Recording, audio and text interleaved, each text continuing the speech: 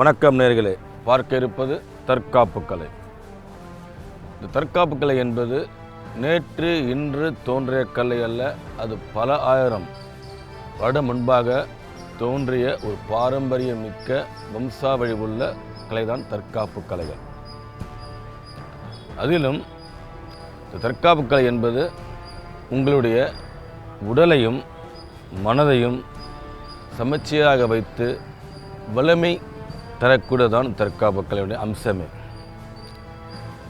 இதில் karate, கோபுடோ, judo, கெண்டோ என்று பல இருப்பினும் ஒவ்வொரு கலைக்கும் தனக்கே உரிய பாரம்பரிய உத்திகளும் பயிற்சி முறைகளும் வகுக்கப்பட்டுள்ளது. அந்த வகையில் கராத்தே என்று பார்த்தால், இந்த கராத்தே கலைக்கு நீங்கள் கூறும் அந்த ஷோரின் ரியூ, கோஜு ரியூ, உச்சு ரியூ என்று கூறும் அந்த கலையின் தனித்தன்மை, அதாவது அந்த பயிற்சியின் வாயிலாக நீங்கள் பெறப்படும் தனித்தன்மையை பெற்றிருக்க வேண்டும். அதற்கு காரணம், சங்கங்கள் மூலமாக நாம் இதை பெற முடியாது. அந்த குறிப்பிட்ட கராத்தே கலை பிரிவின் உலக தலைவர் ஜப்பான் இருக்கும் அந்த உலக தலைவர் தான் உங்களுக்கு பயிற்சி அளிக்க முடியும் அந்த தனித்திறமைகளை. அதுதான் சரியான அங்கீகாரம் என்பது. அதை விட்டுவிட்டு நாம் அந்த முறையான பயிற்சியை பெறாமல், அந்த முறையான ஆசிரியர் அணுகாமல் சங்கம் என்ற நாம் சென்று விட்டால் அது மூலம் உங்களுக்கு பயிற்சியோ உரிய உத்திகளோ கிடைக்காது, பயன் அளிக்காது. தேவை நீங்கள் கூறும் அந்த குறிப்பிட்ட கராத்தே பள்ளியின் தனித்திறமை கொண்ட பயிற்சி முறைகளும் ஆளுமையும் தான். சரி, பார்க்க இருப்பது ஒரு புதிய உத்தி தான், பின்பக்க பிடிக்கு. உத்தியை பாருங்கள்.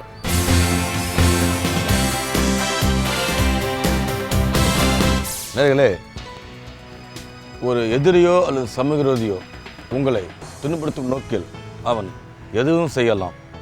ஒரு கத்தியை காட்டி மிரட்டுவதோ அல்லது குத்துவதோ அல்லது உங்கள் பின்பக்கமாக பிடிப்பதோ, இடிப்பதோ, கையை பிடிப்பதோ, கழுத்தை பிடிப்பதோ எதுவும் செய்யலாம். எது நடந்தாலும் அதை முறியடிக்கும் வண்ணம் உங்களுடைய பயிற்சி அமைந்திருக்க வேண்டும். அந்த வகையில் பின்பக்கம் பிடிக்கும் பொழுது நாம் என்ன செய்வது?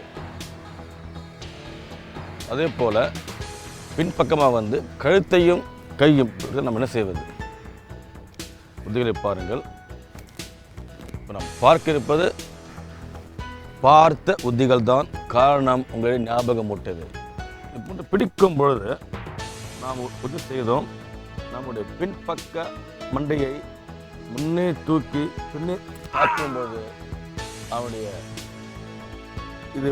இதன் பேர் பொட்டு வர்மம் தாக்கும்போது இது நிலை கொள்ளும். அடுத்து பார்த்தோம்,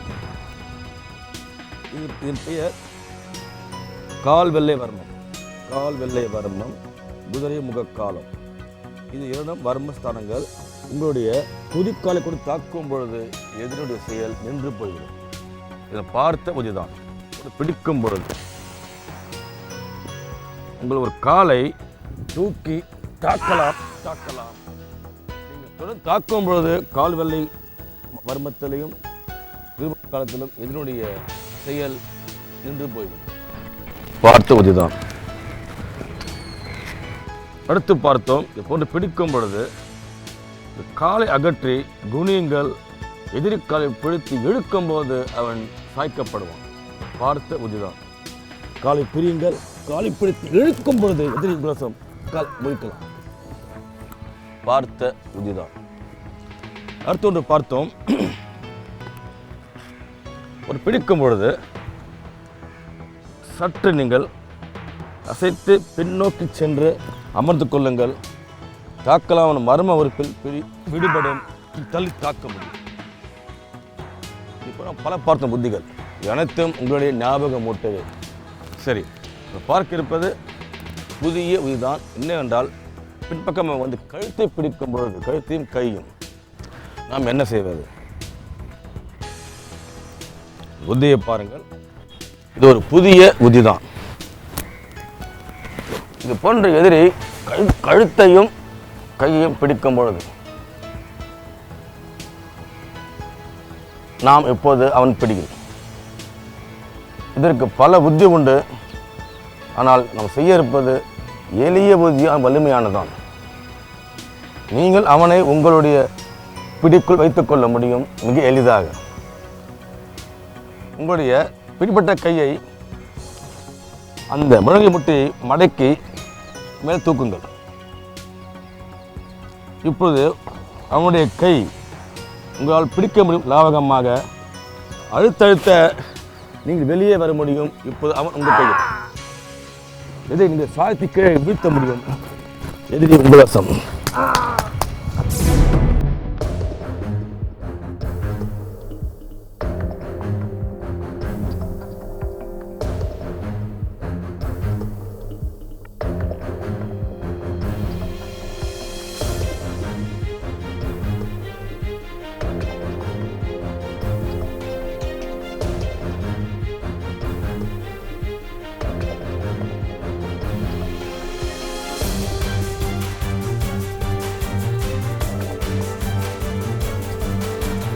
இந்த மணிக்கட்டு, முழங்கை முட்டி, தோள்பட்டை,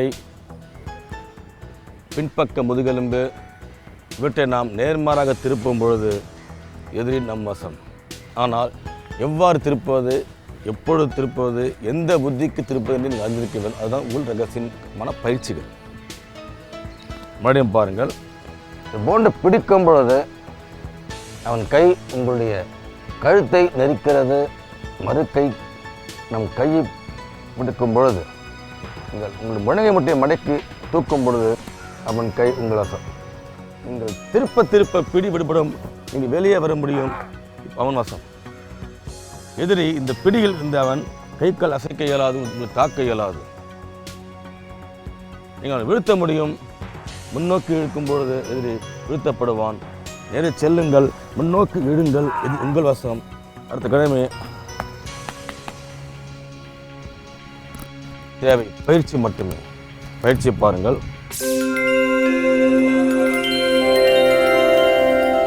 நீங்களே இது பயிற்சிக்கான நேரம். பயிற்சி மிக அவசியம் தற்காப்பு கலையில். குறிப்பாக பயிற்சி என்பது கொதிக்கும் நீரை போல. உங்களுக்கு கொதிக்கும் நீர் தேவை என்றால் நீங்கள் தொடர்ந்து நெருப்பு அளிக்கப்பட வேண்டும். நீரை கொதிக்க வைக்க நீங்கள் நெருப்பை எடுத்துவிட்டால் அந்த தண்ணீர் ஆறிவிடும். அதுபோல் நீங்கள் தொடர்ந்து பயிற்சி பெற்றால்தான் தற்காப்பு கலை உங்களுக்கு உதவும். சரி, அதாவது வெளியே போகும்போது ஒரு எதிரி, ஒரு சமீபரோதியோ உங்களை துன்புறுத்தும் நோக்கில் பின்பக்கமாக கழுத்தையும் கையும் பிடிக்கும் என்று என்ன செய்வது? சரியா? அதுக்கு ஒரு எளிய புத்தி. இப்போ பிடிக்கும் நம்ம இல்லைங்களா? இப்போ நீங்கள் கையை இழுத்தாலும் அவன் வலிமையாக இருப்பான். தாக்குனாலும் இந்த பிடியை அவனுடைய அழுத்தப்படும். ஆகையால் இந்த பிடி விடுபட வேண்டும். நாமும் விடுபட வேண்டும். நம் பிடிக்குள் எதிரி வர வேண்டும். அப்பொழுது அவன் எப்படி தான் இறுக்கி பிடித்திருந்தாலும் இந்த கையை உங்களுடைய முழங்கை முட்டி நீங்கள் மடக்கும் பொழுது இந்த கை மேலே வரும். அவன் பிடி இங்கு தான். இப்போது நீங்கள் அவனுடைய உள்ளங்கையை பிடித்து கொள்ள முடியும். பிடித்து திருப்பும் பொழுது இந்த பிடி விடுபடும். நீங்கள் இலகுவாக வெளியே வர முடியும். நீங்கள் அழுத்தும் பொழுது எதிரியால் மறுக்கை கால் கொண்டு தாக்க இயலாது. நீங்கள் எதிரி எளிதாக நீங்கள் முடக்கிக் கொள்ள முடியும். நீங்கள் புத்தியை நீங்கள் மாற்றி கொள்ள முடியும். வாங்க. எப்பயும் பயிற்சி பெறும்போது அவசரம் கூடாது. ஒவ்வொரு செயலாக புரிந்து பயிற்சி பெற வேண்டும். தேர்ச்சி பெற்ற பிறகு வேகம் காட்டலாம். புரியுதா? ரைட். கழுத்தை பிடிங்க, கையை பிடிங்க. சரி, ஒன்று உங்களுடைய முழங்கை முட்டி அப்படி மடக்கி தூக்குங்க. இப்போ கொஞ்சம் கையை ஃபெட்டலாங்க. இப்போ பாருங்கள், உங்களுக்கு லாகமாக கை அமைஞ்சது. கையை பிடிங்க, திருப்புங்க. 2 கையில் வெளியே வாங்க. திருப்பு திருப்புங்க.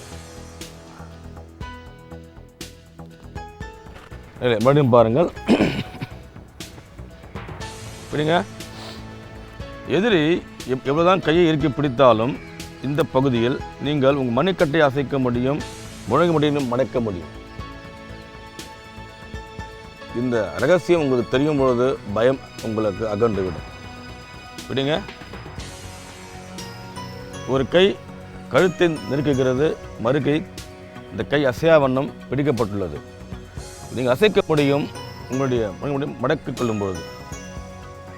இப்போது லாவகமாக நாம் அமைத்து விட்டோம். பிடிப்பதற்கு அப்படி திருப்புங்க, வெளியே வாங்க, கை மேல் தூக்க, திருப்பி பிடி போடுங்க.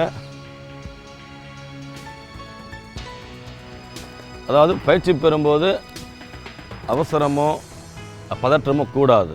பொறுமையாக கற்றுக்கொள்ள வேண்டும். கற்று தேர்ச்சி பெற்றதான் வேகம் காட்ட வேண்டும். நாய் செய்ய முடியும். ஈச்சு நீ சம் யோ ஐ எமே நேலே. இது என்ன உள் ரகசியம்? இது போன்ற எதிர் பிடிக்கப்படுங்க. பிடிக்கும் பொழுது நீங்கள் கழுத்து பகுதியில் கை வைக்காமல் அவன் தானாக கழுத்தை விடுவிக்கும் வண்ணம் நாம் அவனை நம்முடைய செயல் இறக்க வேண்டும். கையை தூக்குங்கள். இந்த முதல் அழுத்திலேயே பிடி விடுபட்டுவிடும். நீங்கள் வெளியே வர முடியும். இது உங்கள் வசம். இதை நீங்கள் சாய்த்து நீங்கள் பிடி போட முடியும். இப்பொழுது அவனுடைய முழங்கை முட்டியும் தோள்பட்டையும் முறிவதால் இது தூக்கி எறியப்படுவோம். மறுபடியும் பாருங்கள். செயல் 1, கையை திருப்பினவாறு முன்பக்கமாக விடுங்க, முழங்கை முட்டி. சரி, கையை திருப்புங்க, அழுத்துங்க, பிடி விடுபடும். வெளியே வாங்க. அப்படி இப்போ திருப்பின வாகலையும் மேலே செலுத்துங்க. கையை மடக்குங்க மறு கையால். அதாவது என்னன்னா, கவனிங்க, விடுங்க, இங்கே பாருங்க, இப்படி திருப்புங்க. ஓகே, விடுங்க. இப்படி பிடிச்சால எதிரே இந்த கையை வந்து அவர் தான் பிடிச்சிருந்தாலும் வலிமையாக நீங்கள் திருப்பி மடைக்குளம் உங்கள் முழங்கை முட்டி லாவகமாக பிடித்து விட்டீங்க. திருப்பும் போது பிடி விடுபடும். வெளியே வரீங்க இல்லையா? இப்போ நீங்கள் உங்கள் பிடி இப்படி இருக்குது. திருப்பும் போது வலிக்கும். அதே சமயம் திருப்பும் போது நீங்கள் மேலுக்கு செலுத்தணும். இந்த கை இங்கே தான் இருக்குது. அப்படியே வரீங்க, அப்படியே நீங்கள் தூக்குறீங்க. கையை நீங்கள் மாற்றக்கூடாது. சரியா?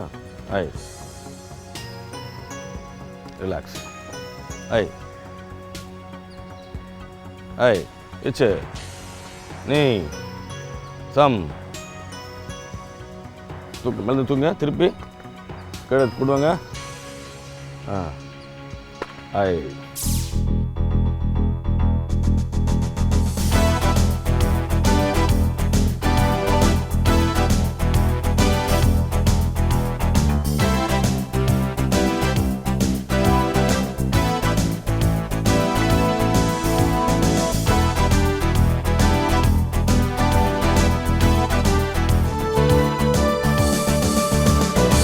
இது போன்று ஒவ்வொரு விஷயத்தையும் எவ்வாறு திருப்ப வேண்டும், எவ்வாறு பிடிக்க வேண்டும், எங்கே அழுத்த வேண்டும் நீங்கள் அறிந்திருக்க வேண்டும்.